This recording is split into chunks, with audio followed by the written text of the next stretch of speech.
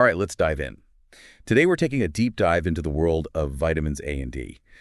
We got this document from healthavenues.info about a supplement, and I'm thinking you're probably looking to really get a good grasp on these essential nutrients, right? Absolutely, and there's so much more to them than just, good for your eyes and get it from the sun. Yeah, exactly. It's like we hear about them all the time, but Yeah. maybe you don't really understand what they actually do in our bodies. Right, their roles are actually surprisingly complex and interconnected, and they impact so many things, like everything from our immune system to our hormonal balance. Okay, well, let's unpack this. First up, vitamin A. The document calls it the visionary and protector, which, to be honest, sounds a bit dramatic. It does, doesn't it? Yeah. But then when you actually look into what it does, it kind of fits. Yeah, it Yeah. does. It's crucial for vision, obviously, but it also plays a vital role in cell growth and maintaining healthy skin. And what's really interesting is how it impacts those epithelial cells. Those are the cells lining our organs and Oh, tissues. wait, right. They act as barriers against the outside world. So vitamin A is actually helping to strengthen our defenses? Like, it's not just about seeing clearly, it's about keeping those nasty bugs at bay. Precisely. Vitamin A is essential for these cells' differentiation and function, making them stronger and more resilient. It's like reinforcing the walls of a fortress. Interesting. And this actually ties into the immune system as well because vitamin A helps regulate immune responses, ensuring your body can effectively fight off infections. Wow, so much more than I realized. Now, speaking of things that surprise me, this document mentions that less than 20% of Americans might be getting enough vitamin A from their diet. That's a little alarming. It is. It highlights a potential nutritional gap. Now, it's important to remember that vitamin A actually comes in two forms. Retinol, which is found in animal sources, and then beta-carotene, which comes from plant sources. Okay. Our bodies can convert beta-carotene to retinol, but this process isn't always efficient. So even if I'm loading up on carrots and spinach, I might still need to be mindful of getting retinol from other sources. Like that's where things like liver and eggs come in, right? Exactly. Understanding the different forms of vitamin A and where we get them is really key to ensuring that you're meeting your body's needs. Now let's switch gears a bit and talk about vitamin D. This is where things get really interesting because, as the document points out, vitamin D technically isn't a vitamin at all. It's actually a hormone. Hold on, a hormone? Yep. Seriously. What makes it different from other vitamins then, besides, being a hormone? Well, think of it this way. Vitamins are essentially nutrients that our bodies need but can't produce on their own, right? Okay. Hormones, on the other hand, are like chemical messengers. Gotcha. They're produced by our bodies to regulate various processes. And vitamin D, while we obtain it through diet and sunlight, it actually acts like a hormone influencing things like calcium absorption and bone health. Okay, so it's not just about building strong bones. It's about sending signals throughout the body to keep things running smoothly. Right, exactly. And this hormonal activity is actually why vitamin D is often referred to as the sunshine hormone, because we synthesize it through exposure to sunlight, which then triggers a cascade of effects within our bodies. But like the document points out, so many people struggle to get enough vitamin D, especially with so much time spent indoors these days. And it's not like we can all just move to sunny beaches. Exactly. Limited sun exposure, along with factors like age and certain medications, can lead to widespread vitamin D deficiency. And unfortunately, dietary sources are relatively limited, mainly fatty fish and egg yolks. So if someone's not basking in the sun every day and they're not a huge fan of fish, it seems like they might be setting themselves up for a potential deficiency. Yeah, that's a valid concern. And it's why supplementation often comes into play, but we'll delve deeper into that a bit later. First, I think it's important to understand just how impactful vitamin D is beyond bone health. It plays a role in immune function, muscle strength, even cognitive health. Wow. Okay, that's a lot more than I realized. It's starting to sound like vitamins A and D are like this dynamic duo, working behind the scenes to keep us healthy and functioning at our best. Yeah, they're incredibly synergistic, working together to support various systems in the body. And that brings us back to this vitamin A and D supplement you've been curious about. So we've got this supplement that combines both vitamins A and D, and from what I'm seeing here, it's sourced from natural ingredients like fish oil. Is that a good thing? It is. Sourcing matters, and fish oil is an excellent natural source of both vitamins, especially for vitamin D. It provides them in forms our bodies readily absorb. This is particularly important for vitamin A, you see, as the preformed retinol found in fish oil is more easily utilized by our bodies than beta-carotene. Speaking of retinol, I remember the document mentioned something about vitamin A in pregnancy. Was it a warning? Yes, that's crucial information to highlight.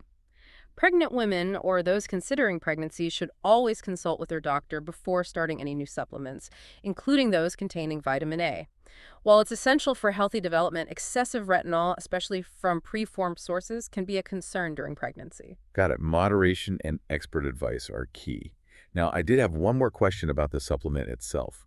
It mentions a recommended dosage of 1 capsule daily with a meal. Is there a reason for taking it with food? That's a great question, and it ties into how our bodies absorb these vitamins.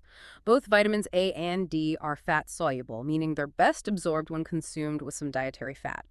Taking the supplement with a meal helps ensure the fat content in the food aids in the absorption and utilization of the vitamins. Interesting. So it's not just about popping a pill, it's about understanding how to get the most out of it. Now, before we move on to practical tips for boosting our intake of vitamins A and D naturally, I want to circle back to something we briefly touched on earlier, the role of magnesium and boron in relation to vitamin D. The document mentioned that these minerals can help boost vitamin D levels naturally. That's right. While we often focus on getting vitamin D through sunlight or supplements, we sometimes overlook the role other nutrients play. Magnesium, for instance, is crucial for activating vitamin D in the body. It's like a key that unlocks vitamin D's potential. And what about boron? What role does it play in this vitamin D support system? Boron is essential for maintaining healthy bones and plays a role in how our bodies utilize both magnesium and calcium. So indirectly, boron contributes to overall bone health, which is also influenced by vitamin D. So it's all connected, this intricate web of nutrients supporting each other. It makes you realize that our bodies are incredibly complex with all these systems working together. It's not as simple as just taking a vitamin and expecting everything to magically fall into place. Exactly. And that's why taking a holistic approach to nutrition is so important. This deep dive into vitamins A and D is just one piece of the puzzle, but it highlights the interconnected nature of our health. Okay, so we've covered a lot of ground here. From the surprising fact that vitamin D is a hormone to the roles magnesium and boron play in supporting vitamin D. But what I keep coming back to is this statistic about vitamin A deficiency.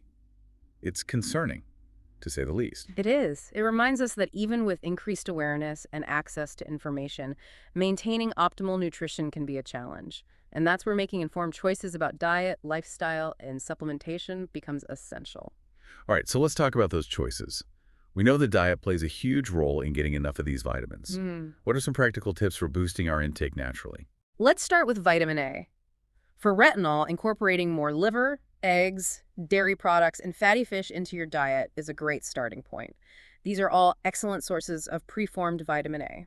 And for those who prefer plant-based sources, I'm guessing loading up on colorful fruits and veggies is the way to go. You got it. Beta-carotene-rich foods like sweet potatoes, carrots, spinach, and kale are excellent choices.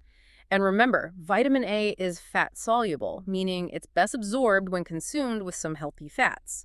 So drizzle some olive oil on those veggies or add a dollop of avocado to your salad. Makes sense. Now, what about vitamin D? We know that sunlight is a major source, but for those of us who can't soak up the sun all day long, what are our options? Well, aside from catching some rays whenever possible, focusing on dietary sources is key. Fatty fish like salmon and mackerel are excellent sources of vitamin D. Egg yolks also contain a decent amount. And I remember reading that some foods are fortified with vitamin D, like certain milk and cereal brands. That's right. Fortified foods can be a helpful way to increase your intake. And as we discussed earlier, ensuring adequate magnesium and boron intake can indirectly support vitamin D levels. So adding foods rich in these minerals like almonds, spinach, and avocados to your diet is a smart move. Okay, so we've got diet and sunlight covered. But realistically, many people might still need a little extra help, especially during the winter months or if they have limited sun exposure. Is that where supplementation comes in? Exactly. While it's always best to prioritize getting nutrients from whole food sources, supplementation can be a valuable tool to bridge nutritional gaps.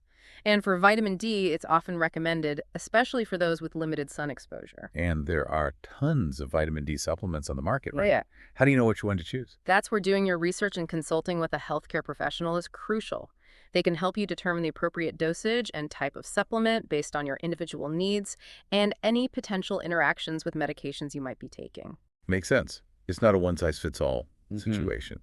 So we've covered diet, sunlight, and supplementation. Yeah. Any other lifestyle factors that might impact our vitamin A and D status? Absolutely. Maintaining a healthy weight, for example, can improve the body's ability to absorb and utilize nutrients effectively.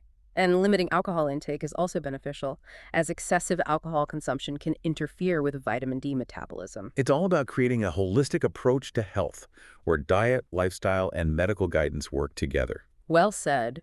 It's not just about individual choices, it's about understanding the interconnectedness of our bodies and making informed decisions that support overall well-being. Okay, before we wrap up this deep dive, I want to shift gears a bit and talk about something we haven't touched on yet, advocacy. We've learned so much about these vitamins, their importance, and their potential for deficiencies. But how can we use this knowledge to advocate for our own health and ensure we're getting the nutrients we need? That's a fantastic question and a perfect segue into our final thoughts. This deep dive has been about empowering you, the listener, to take charge of your well-being. Knowledge is power, but only when we apply it. So knowing what we now know about vitamins A and D, how do we advocate for ourselves? What are the practical steps? Well, it starts with awareness, and you've already demonstrated that by, taking this deep dive with us. Yeah. Now it's about applying that knowledge to make informed choices.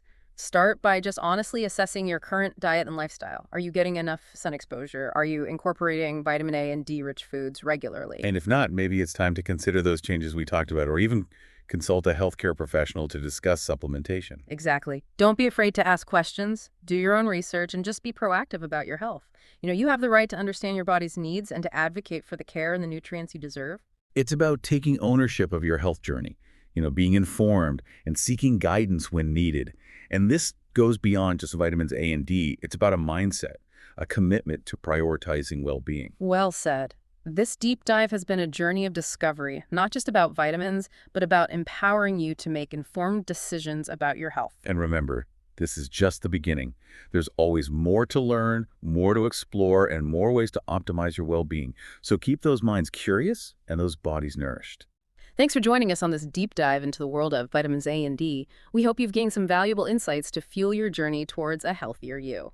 Until next time, stay curious, stay informed, and keep diving deep.